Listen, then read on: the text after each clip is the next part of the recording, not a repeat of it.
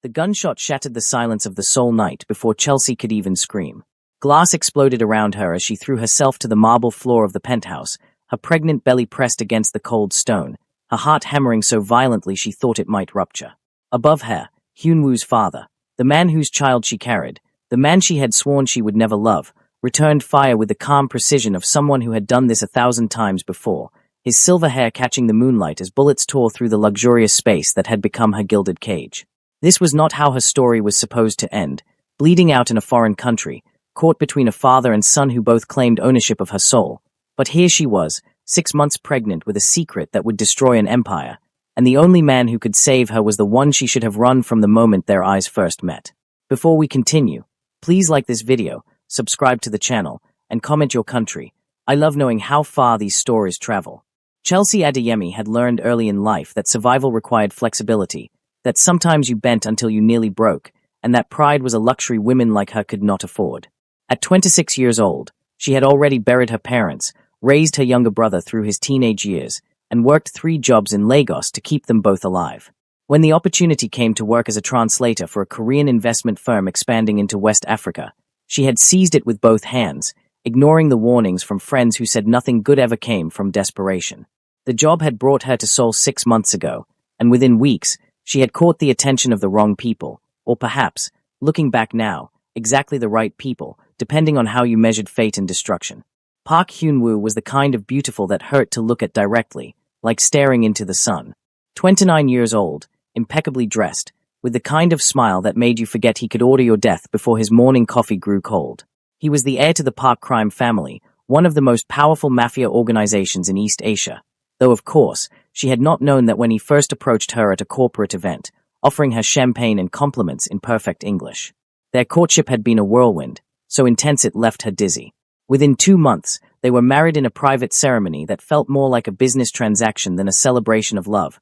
But Chelsea had told herself that love could grow, that Hyunwoo's occasional coldness was just the stress of his responsibilities, that the way he sometimes looked at her like she was a possession he had acquired rather than a person he cherished was simply a cultural difference she did not yet understand. She had been wrong about so many things. The Park family compound was a fortress disguised as a mansion, sprawling across a hillside on the outskirts of Seoul, surrounded by walls that seemed designed to keep people in as much as to keep threats out. Chelsea had moved in 3 weeks after the wedding, her few belongings looking pathetic in the enormous bedroom she was expected to share with Hyunwoo, though he rarely slept there, preferring to spend his nights in what he called his office, but what she suspected was another woman's bed. It was in that mansion, feeling more alone than she had ever felt in her life, that she first truly met Park Jae-sung. Jae-sung was 52 years old, though he could have passed for 40 with his disciplined physique and the kind of presence that made every room feel smaller when he entered it. He was the patriarch of the Park family, the man who had built their empire from the ground up through blood and brilliance, and he carried himself with the quiet authority of someone who had never needed to raise his voice to be obeyed. His hair was silver at the temples, his face marked with the kind of scars that spoke of a violent past, and his eyes, dark and impossibly deep, seemed to see through every defense Chelsea had ever built around her heart. Their first real conversation happened in the library on a rainy afternoon in November. Chelsea had been crying, though she had thought she was alone, mourning the death of the future she had imagined for herself, the slow realization that Hyunwoo did not love her and perhaps never would, that she was nothing more than a trophy he had won to prove something to himself or to his father or to the world.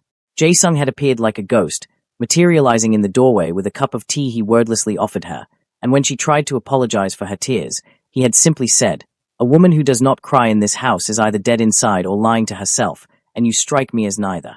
They had talked for 3 hours that day, about everything and nothing, her childhood in Lagos, his own youth in Busan before the family had moved to Seoul, the weight of expectations neither of them had asked for, the loneliness that came with living in a world where trust was a currency too expensive for most people to afford. He did not try to touch her or seduce her, did not treat her like the mistake his son had made, and for the first time since arriving in Korea, Chelsea felt like she could breathe. It became a pattern. Afternoons in the library, conversations that stretched into evenings, a friendship that felt dangerous precisely because it felt so safe. Jae-sung was everything his son was not, attentive, thoughtful, genuinely interested in her thoughts and dreams, and as the weeks passed, Chelsea found herself looking forward to those stolen hours with an intensity that terrified her. She told herself it was innocent, that she was simply lonely, that Jae-sung was being kind to his daughter-in-law out of a sense of duty or perhaps pity. She told herself these lies even as her heart began to race whenever she heard his footsteps in the hallway, even as she started dressing more carefully on the days she knew he would be home, even as she caught herself touching her hair and laughing at his stories in a way that felt too much like flirting. The night everything changed was unseasonably warm for December. Hyun-woo had been gone for 5 days on what he called business, but what Chelsea knew was probably a vacation with whatever woman currently held his interest, and she had been sitting in the garden, staring at the koi pond and wondering how much longer she could survive in a marriage that was slowly suffocating her. Jae-sung had found her there, and without asking permission, he had sat beside her on the stone bench, close enough that she could smell his cologne, cedar and something darker, more complex. They sat in silence for a long time, watching the fish move through the water like living jewels, and then, so quietly she almost missed it, he said, "You deserve better than what my son is giving you." Chelsea had turned to look at him, and the expression on his face had stolen the breath from her lungs. It was naked hunger, barely restrained desire, and something else she could not name but recognized in the deepest parts of herself, the same ache she felt whenever she was near him, the same impossible longing for something she could never have. "Don't," she had whispered, though she was not sure if she was warning him or begging him. "Don't what?" Jae-sung had asked, and his hand had moved to her face, cupping her cheek with a gentleness that made her want to weep. "Don't tell you the truth. Don't touch you the way I have wanted to touch you since the first day I saw you crying in my library. Don't love you." The word love had hung between them like a blade, and Chelsea knew she should pull away, should run back to the safety of her empty bedroom, should remember that this man was her father-in-law, that what she was feeling was not just inappropriate but catastrophically dangerous. But when Jae-sung leaned in and pressed his lips to hers, soft and questioning, she had not pulled away. She had kissed him back. That first kiss had led to a second, and then a third, and before Chelsea fully understood what was happening, they were stumbling into his private quarters, tearing at each other's clothes with the desperation of people who had been starving for too long. Jae-sung had made love to her with an intensity that left her trembling, whispering her name like a prayer, touching her like she was something precious and rare, and for the first time in her marriage, in her life, Chelsea felt truly seen, truly wanted, truly loved. They both knew it was wrong. They both knew it could not last. But in that moment, tangled in each other's arms, they chose to pretend that consequences did not exist, that the world outside those four walls would never intrude, that love, real, desperate, impossible love, was enough. It was not enough. It never was. The affair continued in secret for 3 months, hidden in the shadows of the enormous mansion, stolen moments that felt like breathing after being underwater too long. Jae-sung would find excuses to be alone with Chelsea, a discussion about household matters, a request for her opinion on a business deal, a chance encounter in the hallway that led to frantic kisses in empty rooms. She knew it was madness, knew that discovery would mean death for both of them, but she could not stop, could not force herself to walk away from the only source of happiness she had found in this cold, cruel country.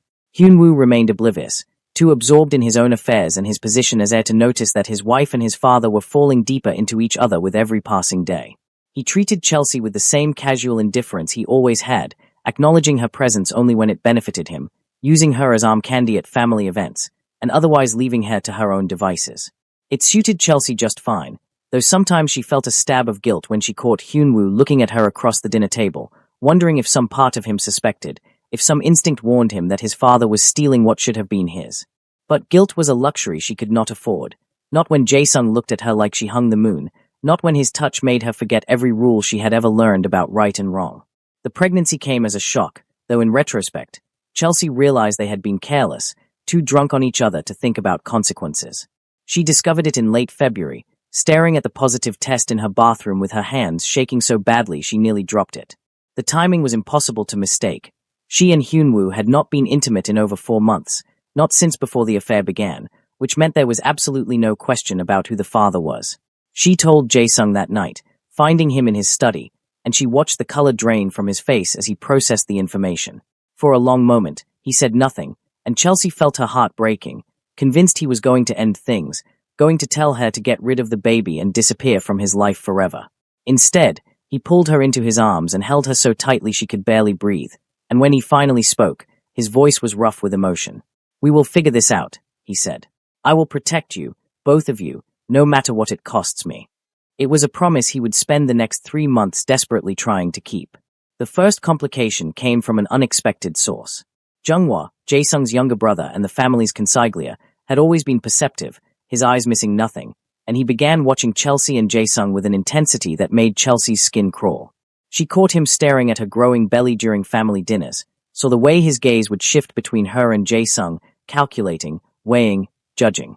2 weeks after Chelsea told Jae-sung about the pregnancy, Jung-hwa cornered her in the hallway, his smile cold and dangerous. "Does my nephew know he is about to become a father?" he asked, his tone deceptively casual. "Or should I say, does he know that his father is about to become one again?" Chelsea's blood turned to ice. "I don't know what you're talking about," she said, but her voice shook, and Jung-hwa's smile widened.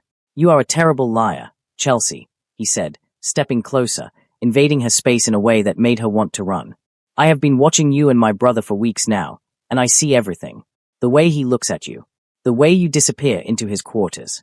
The way you are glowing with something that has nothing to do with Hyunwoo's cold touch. What do you want?" Chelsea asked, forcing herself to meet his eyes even though every instinct screamed at her to look away. Jung-hwa's expression turned thoughtful, almost amused. "That depends," he said. "How much is my silence worth to you?" "To him. Because I promise you, if Hyunwoo finds out what you two have been doing, if he learns that the child you are carrying belongs to his father, he will burn this entire family to the ground, and he will start with you."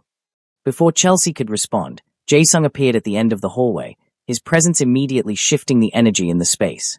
"Leave her alone, Jung-hwa," he said, his voice carrying the weight of absolute authority, and his brother backed away with a knowing smirk. "Just offering congratulations," Jung-hwa said lightly.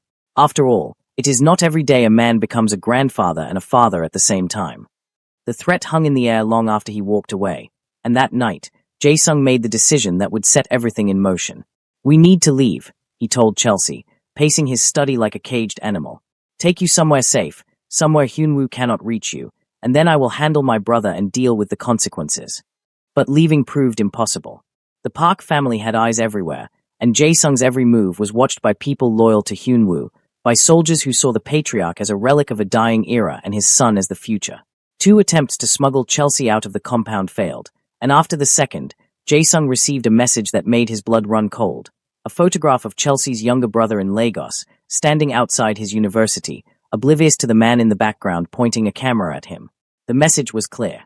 If they ran, people Chelsea loved would die. The second complication came from an external threat. The Choi family, a rival organization based in Incheon, had been encroaching on Park territory for months, and tensions were reaching a breaking point. Hyunwoo, eager to prove himself worthy of his father's legacy, had been pushing for war, advocating for aggressive retaliation that Jae-sung believed would destroy them all. The conflict came to a head at a family meeting in early May, with Chelsea present because Hyunwoo insisted his wife should understand the family business. She sat silently, her hands folded over her belly, now visibly rounded despite her attempts to hide it with loose clothing, and listened as father and son argued about strategy and honor and blood. "You are weak," Hyunwoo spat at his father, his face flushed with anger and something that looked like long-suppressed resentment. "You built this empire through violence, and now you want to negotiate with dogs who would tear out our throats the moment we show softness. The Choi family needs to be eliminated, every single one of them, or they will eliminate us." "Violence is easy," Jae-sung replied, his voice dangerously calm. "Any fool can pull a trigger. True power lies in knowing when to fight and when to find another way, and you would do well to learn the difference before you get everyone in this family killed." "You mean before I get you killed?" Hyunwoo shot back. "That is what this is really about, is it not? You are afraid of dying, afraid of losing your throne, and you will sacrifice our future to protect your present." Jae-sung's expression went cold in a way that made everyone in the room tense, and when he spoke, his words cut like a blade. "I have killed more men than you have years on this earth, boy. Do not mistake my restraint for fear, and do not ever question my commitment to this family again." The meeting ended badly, with Hyunwoo storming out and slamming the door behind him, and later that night, Jae-sung came to Chelsea's room, exhausted and worried. "He is going to do something reckless," he said, sitting on the edge of her bed. "I can feel it, and when he does, everything is going to fall apart." Chelsea took his hand, squeezing it gently. "Then we leave now," she said. "Tonight. We take our chances and run before it is too late." But Jae-sung shook his head. "If we run, he will hunt us to the ends of the earth, and he will kill everyone we have ever loved to hurt us. The only way you survive this is if I can find a way to neutralize him, to strip away his power before he learns the truth." "And how do you plan to do that?" Chelsea asked, though she was afraid of the answer. Jae-sung's eyes met hers, and in their depths, she saw a determination that bordered on madness. By challenging him for leadership of the family, he said. By forcing the other families to choose between his recklessness and my experience, and by doing whatever it takes to protect you and our child. It was a declaration of war, and they both knew it. The breaking point came 3 days later, when Hyun-woo made his move. Without his father's approval, he ordered a strike on a Choi warehouse, a brutal assault that left 15 people dead and triggered an immediate retaliation. The Choi family hit back hard, targeting Park businesses across Seoul, and within 24 hours, the city was drowning in blood and fire. Jae-sung was furious, and for the first time since Chelsea had known him, she saw the monster he had been in his youth, the ruthless killer who had carved out an empire through sheer will and violence. He called an emergency meeting of the family's top lieutenants, and in front of everyone, he stripped Hyun-woo of his command, reassuming direct control of operations and ordering an immediate ceasefire. Hyun-woo's humiliation was complete, and the hatred in his eyes when he looked at his father promised that this betrayal would not be forgotten or forgiven. That night, as Seoul burned and the sound of sirens filled the air, Jung-woo made his play. He went to Hyun-woo with the truth about Chelsea and Jae-sung, presenting evidence he had been collecting for weeks, photographs, recordings, testimony from servants who had seen them together. He laid it all out like cards on a table, and then he sat back and watched as Hyun-woo's world shattered. The rage that consumed Hyun-woo was unlike anything Chelsea could have imagined. He tore through the mansion like a storm, smashing furniture, screaming accusations, and when he finally found Chelsea in her room, his hands were shaking with barely controlled fury. "Is it true?" he demanded, and his voice was so cold it burned. "Is that bastard growing in your belly my father's child?" Chelsea wanted to lie, wanted to deny everything, but she was tired of running, tired of hiding, and something in her snapped. "Yes," she said, lifting her chin in defiance. "Yes, it is his child, and I am not sorry, because he loves me in ways you never could." The slap came so fast she did not have time to react, and she fell to the floor, tasting blood, her ears ringing. Hyun-woo stood over her, his face twisted with hatred, and when he spoke, his words were a death sentence. "You are both dead," he said. "Do you understand me? I am going to kill you, and I am going to kill him, and I am going to burn everything he has ever built to the ground." He would have done it right then, would have strangled her with his bare hands, but Jae-sung burst into the room, having heard the commotion, and the two men collided like titans, violence erupting between them with a ferocity that shook the walls. Chelsea scrambled away, clutching her belly, watching in horror as father and son tried to murder each other, and in that moment, she realized that her love for Jae-sung had destroyed everything, that there was no happy ending waiting for them, only blood and sorrow and death. The fight ended when Jae-sung's guards pulled them apart, and Hyun-woo was dragged from the room, screaming threats and promises of vengeance. Jae-sung immediately ordered Chelsea moved to a safe house, a penthouse in Gangnam owned through shell companies, and he stationed his most loyal soldiers around her with instructions to shoot anyone who tried to get close. "This is not over," he told her before he left, his face bruised and blooded. "Hyun-woo will come for us, and when he does, I need you to be ready to run. Promise me that if I tell you to leave, you will not argue, you will just go." "I am not leaving you," Chelsea said, tears streaming down her face. "You will if I ask you to," Jae-sung replied. "Because that baby you are carrying is everything to me, and I will die 1,000 times over to make sure both of you survive this." It was the closest thing to a goodbye they would get. The war between father and son tore the Park family apart from the inside out. Loyalties fractured along generational lines, with older members supporting Jae-sung's experience and younger ones rallying behind Hyun-woo's vision of aggressive expansion. What had been a unified crime empire became two competing factions, each preparing for the inevitable confrontation that would decide the family's future. Hyun-woo made his intentions clear by targeting everything his father had built, systematically destroying businesses, turning allies into enemies, and offering deals to rival families that would have been unthinkable months earlier. He was willing to burn the entire organization to ash if it meant destroying Jae-sung and Chelsea, and as the violence escalated, Seoul transformed into a war zone, with bodies piling up on both sides. Chelsea remained trapped in the penthouse, a prisoner in all but name, watching the city burn from her window and feeling the weight of her guilt crushing her chest. She had done this, had set this catastrophe in motion with her selfishness and her inability to resist what she knew was forbidden, and now good people were dying because of her choices. Jae-sung visited when he could, always looking more exhausted, more worn down, as if the war was aging him a decade with every passing day. He would hold Chelsea, press his hand to her belly to feel their child kick, and for a few precious moments, they could pretend they were just a couple expecting their first baby, not two people responsible for tearing a criminal empire apart. "Do you regret it?" Chelsea asked him one night, as they lay tangled together in her bed, surrounded by the sound of distant gunfire. Do you wish you had never touched me, never fallen in love with me? Jae-sung was quiet for a long time, and when he finally answered, his voice was raw with emotion. I regret that loving you has caused you pain, he said. I regret that my son hates you, that you are in danger, that our child will be born into this nightmare. But I do not regret loving you, Chelsea. I will never regret that, not even if it costs me everything. It was the most romantic thing anyone had ever said to her, and it broke her heart. The final confrontation came in early June, when Hyun-woo discovered the location of Chelsea's safe house through a traitor in his father's ranks. He assembled a team of his best soldiers, men who were loyal to him personally, and he planned an assault designed to kill everyone inside, to erase Chelsea and the unborn child from existence. But Jung-hwa, playing both sides as he always had, warned Jae-sung hours before the attack, and the old patriarch made a decision that would haunt him forever. He ordered his guards to evacuate Chelsea to a backup location, a house near the coast where a boat was waiting to take her to Japan, and then he stayed behind with a handful of his most trusted men to face his son. Chelsea refused to go. I am not leaving you to die, she screamed, fighting against the guards who were trying to physically carry her out. I am not running while you sacrifice yourself for me.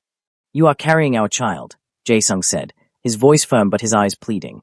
If you die, everything I have done, every choice I have made, becomes meaningless. Please, Chelsea, I am begging you, let me do this one thing right. Let me protect you the only way I know how. She wanted to stay, wanted to fight beside him, but she knew he was right, knew that their baby deserved a chance to live even if they did not. So she let the guards lead her away, sobbing so hard she could barely see, her heart shattering into pieces that she knew would never fit back together. The battle that followed was brutal and short. Hyun-woo's forces stormed the penthouse with military precision, but Jae-sung had prepared for this moment, had turned the space into a fortress, and he made his son pay for every inch of ground in blood. The fighting was vicious, close-quarters combat that left the luxurious penthouse looking like a slaughterhouse, and through it all, Jae-sung fought with the skill and fury of a man who had nothing left to lose. He killed 7 of Hyun-woo's soldiers before they overwhelmed him through sheer numbers, and even then, he did not surrender, did not beg for mercy.